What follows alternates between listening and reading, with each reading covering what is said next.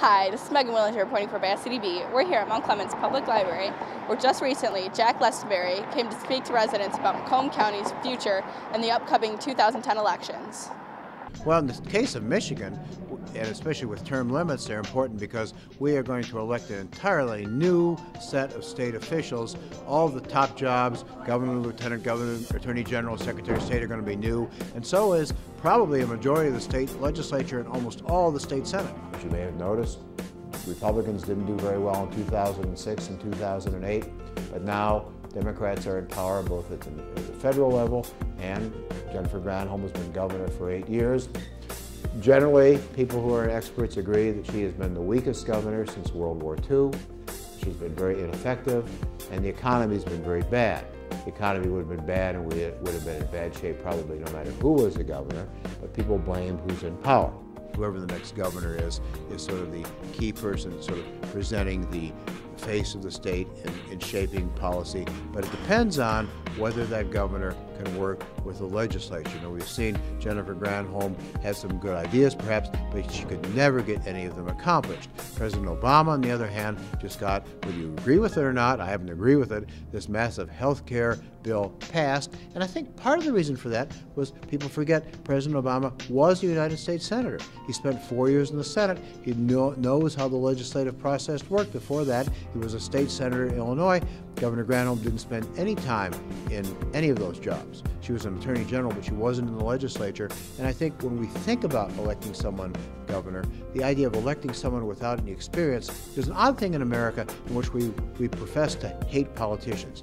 So we want to elect people that don't have political experience. To me, that'd be like saying, well, I've got a brain tumor, but I don't trust any of those medical school doctors. I'm going to have my friend Jake do it. He works in the gas station. He's an honest guy, and he read a book about brain surgery. If I said that, you'd think I was nuts. Well, I think to put somebody in charge of Michigan, which is a $45 billion business, state government, who has no experience at it, is equally kind of nuts.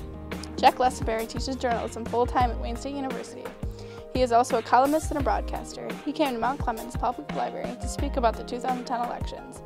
The 2010 elections is Michigan's most important election of the century because it will determine the outcome of Michigan's future. In November 2010, Michigan voters will be voting on national midterm elections, but also electing a new governor for the state of Michigan.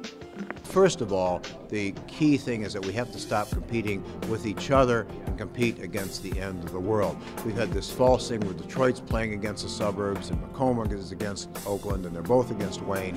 We have to think of ourselves as a united region. We've got in this region, in these 3 counties, more than 4 million people. Now, that's more people than the United States of America had when it became a country. We've got a huge amount of manufacturing talent, engineering talent. I think one of the state's true hidden jewels is Macomb Community College, which right now is doing a world-class series on the Great Depression. They have wonderful high-tech vocational training programs.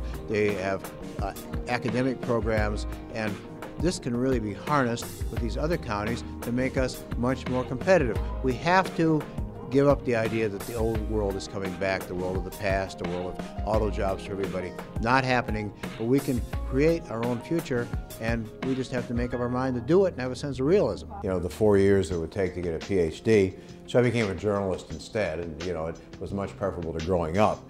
But my first love is history. You know, a few weeks ago, I was talking about time travel. I have a weekly television show in Toledo called Deadline Now. It's kind of like the Meet the Press of Toledo. And someone said, if you had the choice, if you had a time machine, where would you go? Would you go to the Civil War, maybe to see Pickett's charge?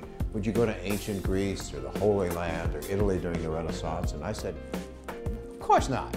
I said, I would go back to Southeast Michigan in the year 2003. They said, why? I said, well, I would have gone back there and I would have sold my house. You know, you could sell a house back then in 2002. And I would have sold my house, and I would have taken all the money and I would have driven to Las Vegas. And I would have said, I want to bet that the next president of the United States will be a black guy from Hawaii whose middle name is Hussein and whose father was a Muslim in Kenya. What kind of odds can I get? That was before he was in the Senate. No one ever heard of him. Thank you to Mount Clemens Public Library for putting on such an enlightening event and bringing awareness to the issues that Macomb County faces. Make sure your voice is heard and move Macomb County forward. For Bass City Beat, I'm Megan Willinger.